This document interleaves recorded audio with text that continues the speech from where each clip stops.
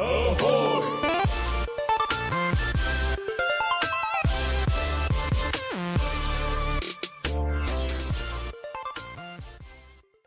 Ahoy, all of you flick freaks out there, what is going on?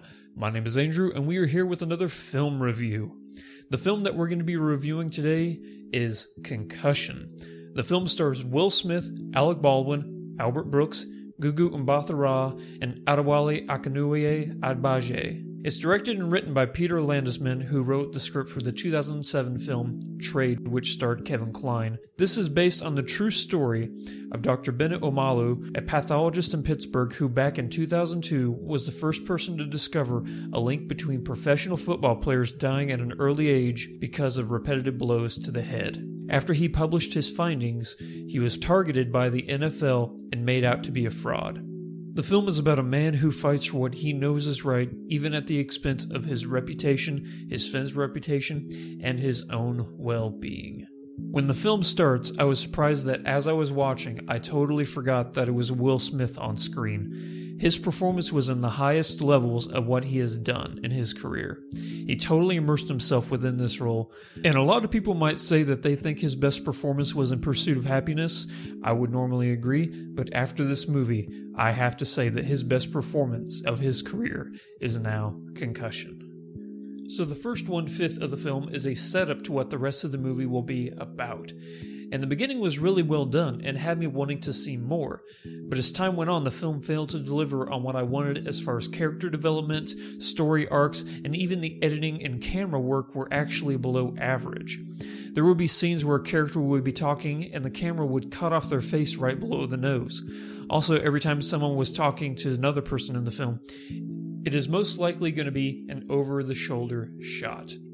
Another critique I had about this film is the pacing is a bit off. You understand that this story doesn't entirely unfold within a week's time. You can make the assumption that this is in fact a long drawn-out process, but the film makes it difficult to know just how long exactly.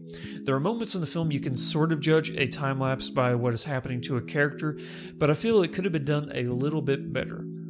For me personally, when the film was finally coming to a conclusion, I was just a little bit relieved that it was finally going to be over.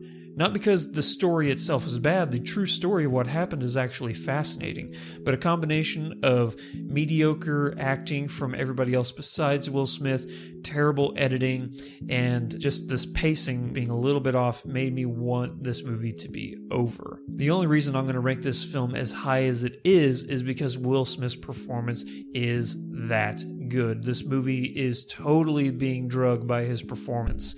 I'm actually disappointed the film didn't live up to my expectations, so in the end, I will be giving this film a ranking of 7.4 out of 10. Thank you to everybody for listening.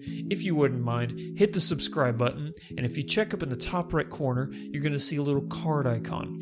One of those will take you over to the Game Geeks channel where we're doing Fallout 4 right now, and the other one will take you over to the Flick Freaks store. If you need t-shirts, coffee mugs, phone tablet cases, we have it all over there.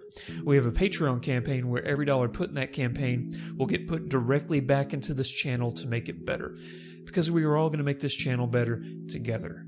We thank you for listening, and until next time, Godspeed to 100,000 subscribers.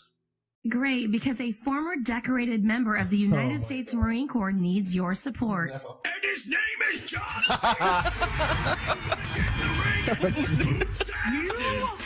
Are you kidding me right now?